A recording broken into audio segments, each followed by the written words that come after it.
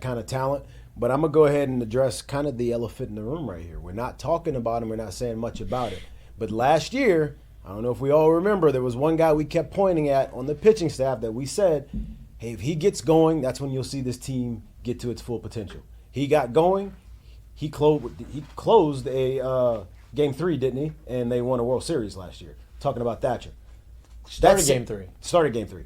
That same guy, not Thatcher, but that same person, that same role to me on this year's team is the guy we want to play center field every day.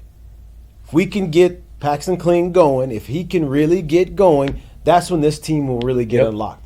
He's that kind of talent. He's that kind of special. No doubt. And once he gets over that hump and he starts playing that way, I think that's when this team can really get to going. Yeah, and we talked about this last week. You asked the question, Lloyd, last week, hey, do you feel like he's pressing, or do you feel like, what do you do in these situations? Do you think they need to bench him? And I said, no, I don't think so. Like, I think he's coming. You need to give him some time to come out of it.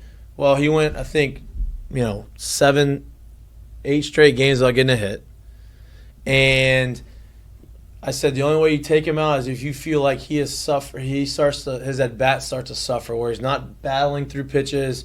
He's just kind of going up there, and he looks lost when he swings, right? Like, because up to that point, he was still getting on base, he was walking, he was getting hit. You felt like he was still being competitive. Well, there's a couple times in Mississippi State where you felt like he just wasn't seeing it well, and maybe he was thinking too much. Well, then they benched him for a couple games, right? He kind of had an opportunity to see it from the other side.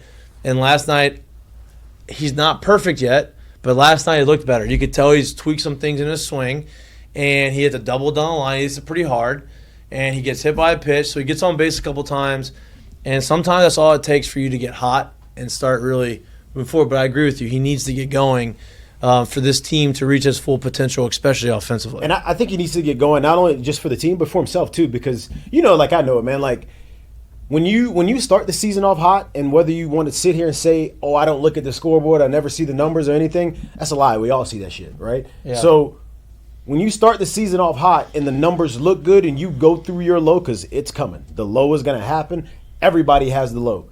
It's a little easier to kind of look up at the board, and the board still shows a good number. Yep. So for him, like just himself, he needs to get going, because you don't want to be walking around the ballpark trying to make sure you look away from every board and acting like you don't see it, and having to – if that game's in your mind at all, it's taking away from what you should be focusing on, right? And that's where you don't want to be. So even for himself, he needs to get going, because that's going to allow him to kind of just take a deep breath, play the game, and not worry so much about everything.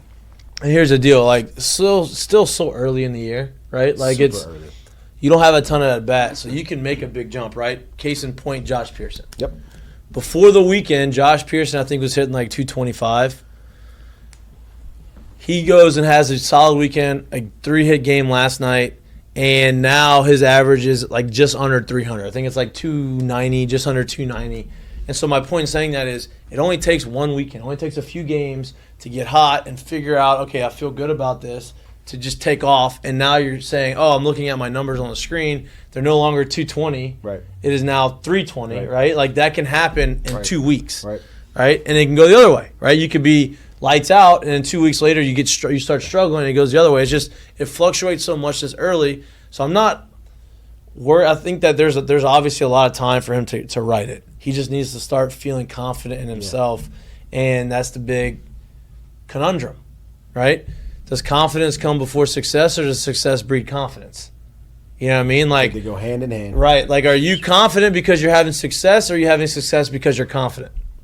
Right? Like, I think there's a little bit of both. I think you have success because you're confident. I think you stay above water, right? And you continue to be competitive because you're confident. Like, the real success comes, and then all this confidence comes, but I think you are competitive all the time off of inherent confidence of you believing who you are, what you do in your process, and how you go about your stuff. Right. And, I've been in a position, like, I've been asked that question a million times when you're struggling, like, hey, are you still confident? Yeah, but you still have doubts.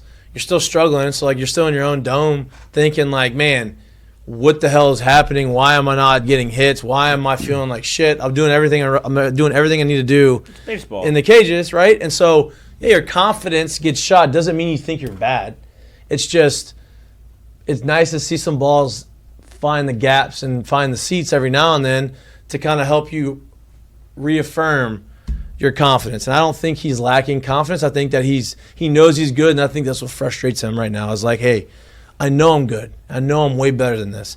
It's just not happening for me right now. It will. It eventually will.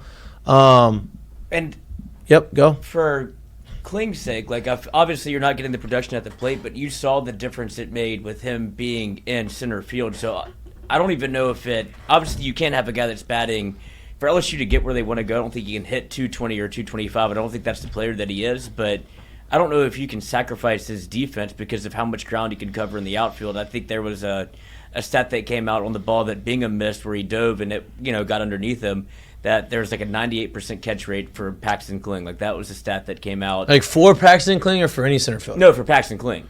And how can they determine that? I don't know. It's a minor league, it's a Major League Baseball stat type deal that they put out. I guess they track like your speed to the ball. And I'm not disagreeing with it. No, me either. There's something I saw on Twitter. Yeah. Okay. Twitter thing. Perfect. But I'm saying, regardless, it plays into the fact that his ability to play defense, I would say he's a better all-around center fielder. And Bingham's not a bad outfielder, but he's not really in position for the LSU where he's been practicing center field every day.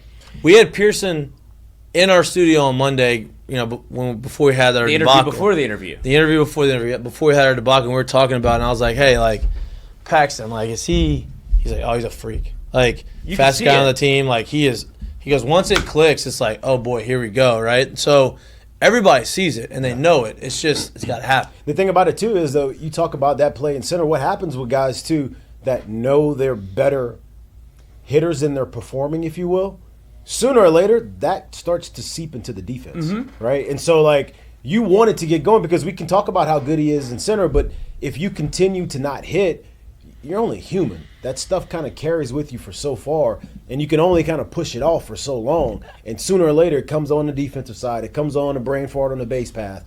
That kind of snowballs, right? And that's what you don't want to see. So you got to see him get going, and obviously it's going to help the team. There's no doubt. Oh, I mean, the better version you get of him, the better version you'll get of LSU Tigers. That's a fact. That's not arbitrary. It's a fact. Yeah, I mean, how many times have you been the third out of an inning, gone out to the outfield, and done like you're working on your swing more than you're throwing? A lot, no doubt, right? You think about it, it consumes you because we'll put you in the lineup, the bat, right? Like very rarely is somebody saying, "Hey, you're going to play because your defense. You're going to play because."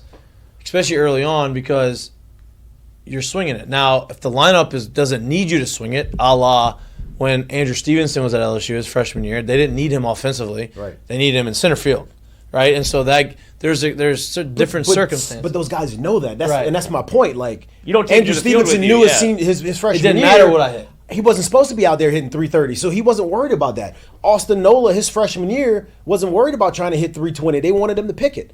And that's what he came in and did. So you have a guy like Paxton Kling who knows he's a better hitter than what he's doing and knows he should be playing better. The more it snowballs, the more it's going to take to the other side of the ball for him. And that's what you don't want him to get to.